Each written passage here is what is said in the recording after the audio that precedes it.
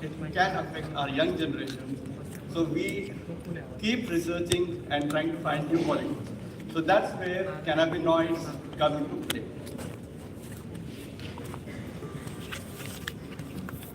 So at present I'm working in Bangalore. So this is what the need is, that within last especially I think last 3 decades, we need certain we need certain alternatives to the already existing pain medications, especially blocking the central pain signals that opioids do. So that's why cannabinoids-based medicine has found its use, especially as anti-inflammatory agents and analgesics. Now, what are cannabinoids? The definition has changed recently.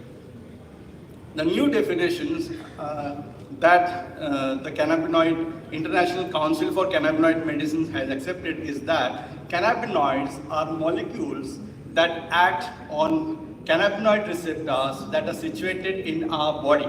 So there are 2 groups of receptors.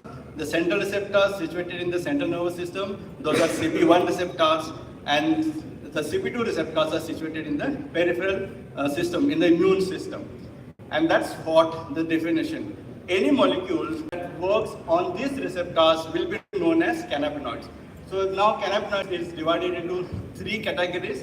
The plant-based cannabinoids, that is phytocannabinoids, the endogenous cannabinoids which our own body produces, like anandamide and 2-AG, and the chemically produced like synthetic cannabinoids. Very soon, it will be just a matter of some more few years when we'll have synthetic cannabinoids coming into our practice. And this all ligands, they work on CB1 or CB2 receptors. Now, what do they do? So actually, they work very well on the neuronal and inflammatory pain. So that is our more focus when it comes to cannabinoids. And this is what the research is speaking about. Now, where are these situations? As I told, this is roughly the way it is.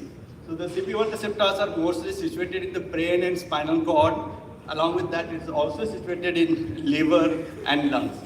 And CB2 receptors are situated in gut, in kidneys and adipose tissues, skeletal muscle tissues, and all the immune cells. All the immune cells contain CB2 receptors.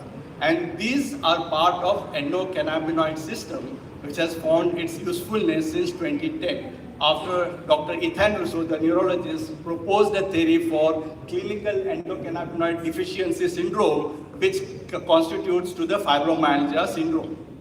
So then we have found it more useful.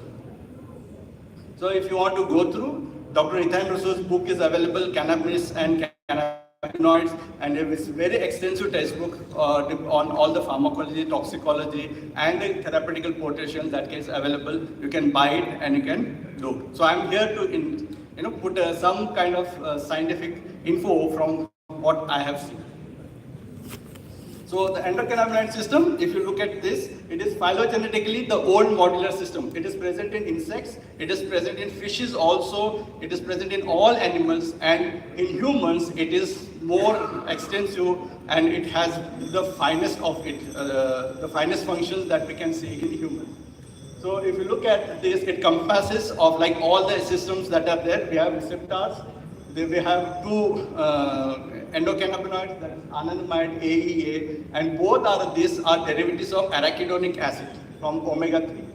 And then they have the synthetic enzymes, the degrading enzymes, and 2 major cannabinoid receptors, as I already told, CB1 and CB2 receptors, along with endocannabinoid membrane transport protein. So all this form the endocannabinoid system, which is existing in our body. Now, what does it do? If you look at its functions, it helps in cognitive functions, motivation and reward functioning, mood regulation, smooth muscle contractility, lipid and glucose metabolism, appetite, inflammation, and nociception. And because of its effect on motivation and reward, that's what causes it to be addictive in nature. So these cannabinoid receptors, they are huge, and now they have found lots and lots of ligands that can work on cannabinoid receptors. So, as I noted the last paper, we have 600 natural GPCR G protein coupled receptors which can work on CB1 or CB2 receptors. So the pharma company is very busy in creating new molecules for us. Now what are CB1 receptors? If you want to just have a look at the structure, this is how it looks molecularly. The CB1 receptor. Both of these receptors, they are from G protein coupled receptors. They are on every cell membrane that we can know of. Now look at this. The CB1 receptors are abundantly present in CNS, especially in substantia nigra, locus pallidus, amygdala, and hippocampal areas.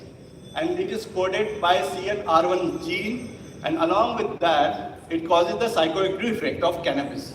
The psychoactive of, like the famous song, I think Dr. Siddharth was very Bollywood oriented. So like the famous saying of Amitabh Bachchan, Nasha Sharab mein hoti to nasti botal. So that is in the CB1 receptor is there. That actually causes the psychoactive effect of cannabis along with the dependence. Same thing is, it is, now there is something called as CB1 receptor induced tetrad. And what actually happens in this is what I have written in there. So this is what we call a stoned feeling. Ek hukka maro or sundh ho jao. So that it contributes as a form of hypothermia, hypolocomotion, catalepsy, and analgesia. There is a perfect state which keeps them in a stoned state, and that is because of the CB1 receptor activation through cannabis, especially the delta-9 tetrahydrocannabinol or THC as we call it. And along with that, CB1 receptor causes apoptosis in cancer cells. And also the primary agonist, I'll discuss it more, the primary agonist of CB1 receptor is anandamide, or what we know as arachidonyl ethanolamide. So if you look at CB1 receptor in physiology, what it does, after the excitatory neuron has transmitted the signal, the neurotransmitter is released. This neurotransmitter can be acetylcholine, can be glutamate, can be serotonin, anything. And once the neurotransmitter is released, through the synaptic signal, the depolarization of postsynaptic neuron occurs. And that stimulates the formation of endocannabinoids, the 2-AG as well as anandamide.